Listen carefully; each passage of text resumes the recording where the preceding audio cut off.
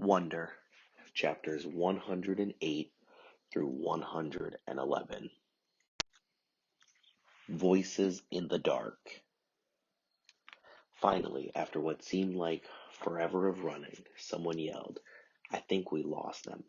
"Amos!" "I'm right here," said Amos's voice a few feet back behind us. "We can stop," Miles yelled from further up. "Jack!" I yelled. "Whoa," said Jack, "I'm here." "I can't see a thing." "Are we sure we lost them?" Henry asked, letting go of my arm. That's when I realized that he'd been the one who was pulling me as we ran. "Yeah." "Shh. Listen."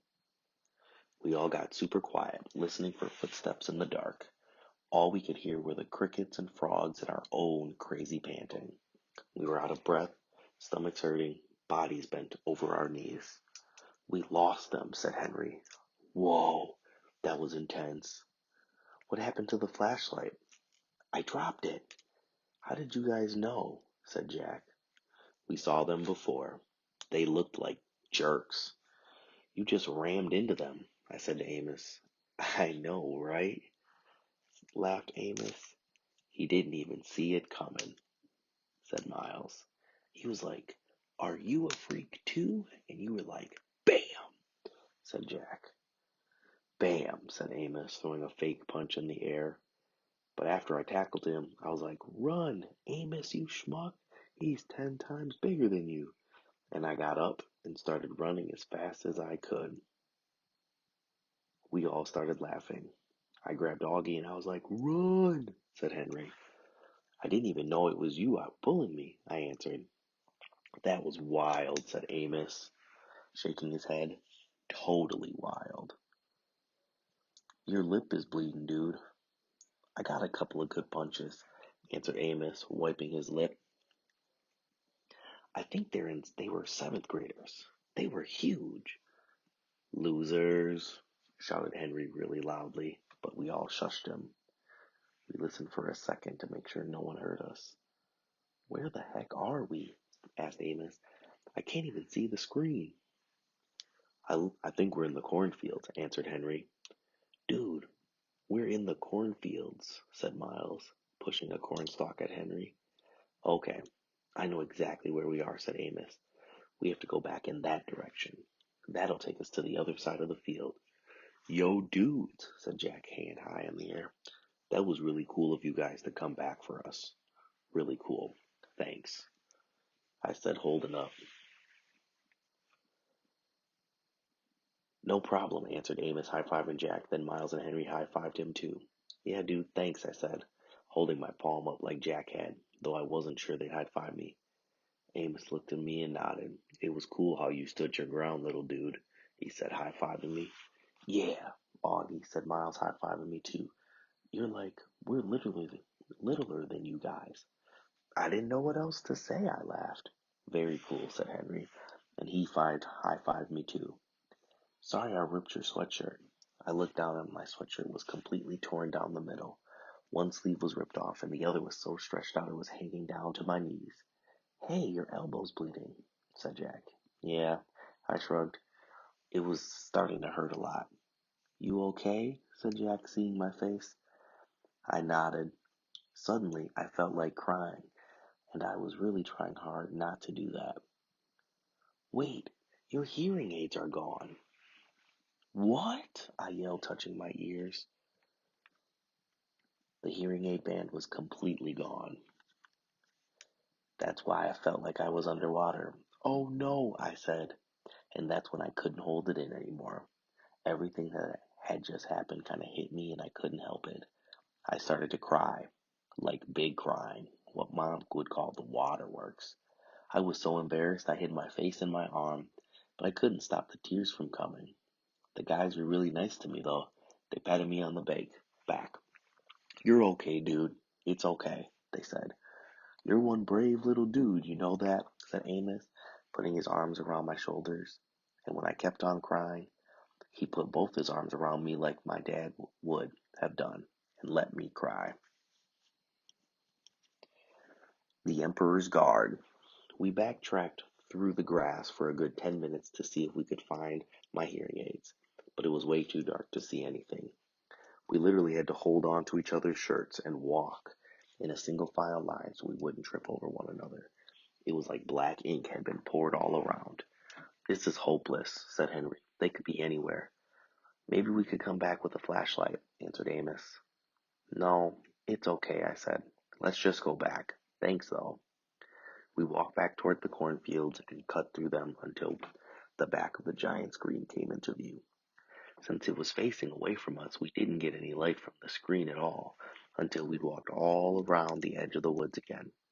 That's where we finally started seeing a little bit of light. There were no signs of the seventh graders anywhere. "Where do you think they went?" said Jack. "Back to the food truck," said Amos.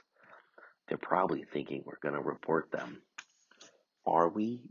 said, "Are we?" asked Henry.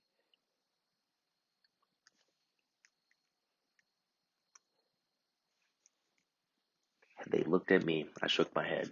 "Okay," said Amos, "but little dude, don't walk around here alone again, okay?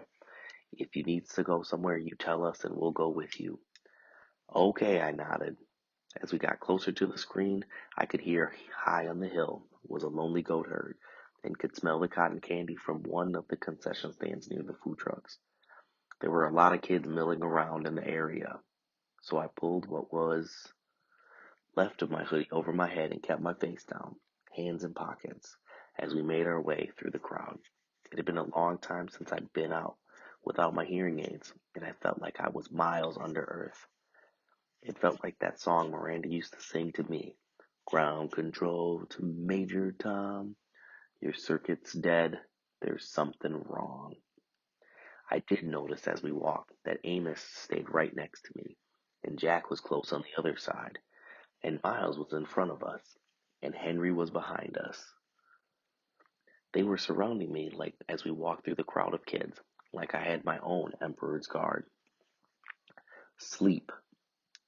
Then they came out of this narrow valley, and at once she saw the reason. There stood Peter and Edmund and the rest of Aslan's army fighting desperately against the crowd of horrible creatures whom she had seen last night only now in the daylight. They looked even stranger and more evil and more deformed. I stopped there. I'd been reading for over an hour and sleep still didn't come. It was almost 2 a.m. and everyone else was asleep. I had my flashlight on under the sleeping bag, and maybe the light was why I couldn't sleep, but I was too afraid to turn it off. I was afraid of how dark it was outside the sleeping bag. When we got back to our section in the front of the movie screen, no one had even noticed we'd gone. Mr. Tushman and Miss Rubin and Summer and all the rest of the kids were just watching the movie. They had no clue how something bad had almost happened to me and Jack. It's so weird how that can be. How you can have any night that's the worst night of your life, but to everybody else it's just an ordinary night. Like on my calendar at home, I would mark this as being one of the most horrific days of my life. This and the day that Daisy died. But for the rest of the world, it was just an ordinary day. Or maybe it was even a good day. Maybe somebody won the lottery today. Amos, Miles, and Henry brought me to where and Jack to over where we had been sitting with Summer, Maya, and Reed. And then they went and sat where they had been sitting before, with Jimena and Savannah and their group. In a way, everything was exactly as we had left it before we went without looking for the toilets. The sky was the same, the movie was the same, everyone's faces were the same, mine was the same. But something was different. Something had changed. I could see Amos and Miles and Henry telling their group what had just happened. I knew they were talking about it because they kept looking over at me while they were talking. Even though the movie was still playing, people were whispering about it in the dark. News like that spreads fast. It was what everyone was talking about on the bus ride home to the cabins. All the girls, even girls I didn't know very well, were asking me if I was okay. The boys were all talking about getting revenge on the group of seventh grade jerks, trying to figure out what school they were from.